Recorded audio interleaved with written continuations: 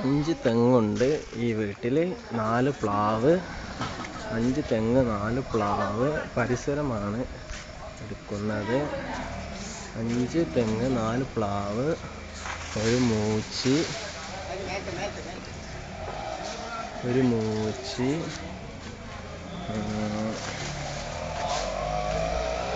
ചുറ്റും നല്ല മരങ്ങളൊക്കെ വെച്ച് പിടിപ്പിച്ചിട്ടുണ്ട്. സപ്പോർട്ട ഉണ്ട്. കിണറിൻ്റെ ഭാഗത്തേക്കാണ് ഇപ്പോൾ. അവിടെ കാതിൽ കുളിക്കുന്നുണ്ട്. ഇല്ല, കിണറാണത്.